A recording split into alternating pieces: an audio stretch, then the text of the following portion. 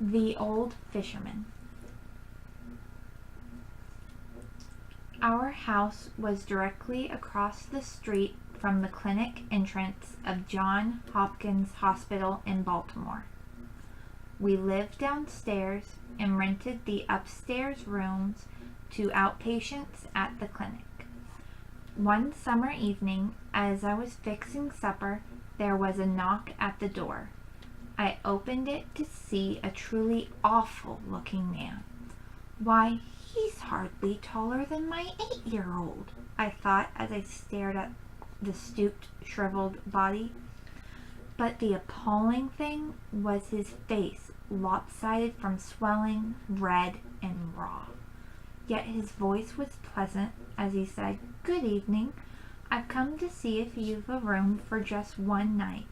I came for a treatment this morning from the Eastern Shore, and there's no bus till morning." He told me he's been hunting for a room since noon, but with no success. No one seemed to have a room. I guess it's my face. I know it looks terrible, but my doctor says with a few more treatments. For a moment I hesitated, but his next words convinced me. I could sleep in this rocking chair on the porch. My bus leaves early in the morning. I told him we would find him a bed, but to rest on the porch. I went inside and finished getting supper. When we were ready, I asked the old man if he would join us. "No, thank you, I have plenty," and he held up a brown paper bag. When I had finished the dishes, I went out on the porch to talk with him a few minutes. It didn't take a long time to see that this old man had an oversized heart crowded in that tiny body. He told me he fished for a living to support his daughter, her 5 children, and her husband, who was hopelessly crippled from a back injury. He didn't tell it by way of complaint. In fact, every other sentence was prefaced with a thanks to God for a blessing. He was grateful that no pain accompanied his disease, which apparently was a form of skin cancer. He thanked God for giving him the strength to keep going. At bedtime, we put a camp cot in the children's room for him. When I got up in the morning, the bed linens were neatly folded and the little man was out on the porch. He refused breakfast, but just before he left for his bus, haltingly, as if asking a great favor, he said, "Could I please come back and stay for the next time I have a treatment? I won't put you out a bit. I can sleep fine in a chair." He paused a moment and then added, "Your children made me feel at home. Grown-ups are bothered by my face, but children don't seem to mind." I told him he was welcome to come again, and on his next trip he arrived a little after 7 in the morning. As a gift, he brought a big fish and a quart of the largest oysters I had ever seen. He said he had shucked them that morning before he left so that they'd be nice and fresh. I knew his bus left at 4 a.m., and I wondered what time he had to get up in order to do this for us.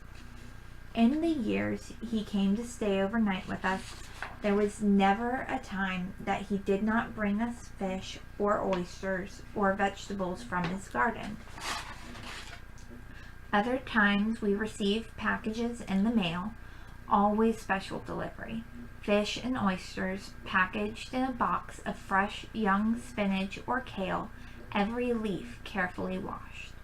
Knowing that he must walk 3 miles to mail these, and knowing how little money he had made the gifts doubly precious.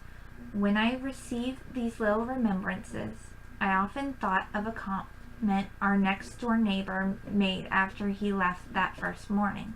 "Did you keep that awful-looking man last night? I turned him away."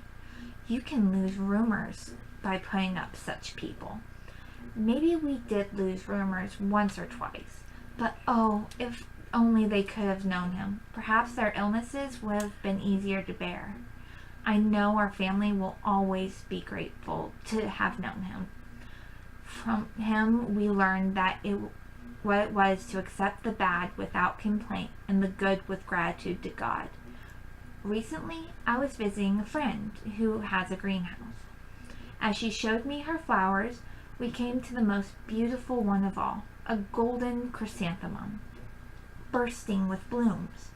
But to my great surprise, it was growing in an old, dented, rusty bucket. I thought to myself, if this were my plant, I'd put it in the loveliest container I had. My friend changed my mind. I ran short of pots, she explained, and knowing how beautiful this one would be, I thought it wouldn't mind starting out in this old pail. It's just for a little while, till I can put it out in the garden. She must have wondered why I laughed so delightedly. But I was imagining just such a scene in heaven. Here's an especially beautiful one, God might have said when he came to the soul of the sweet old fisherman. He won't mind starting in this small body. All this happened long ago, and now, in God's garden, how tall this lovely soul must stand. The Lord does not look at the things man looks at. Man looks at the outward appearance, but the Lord looks at the heart. 1 Samuel 16:7b.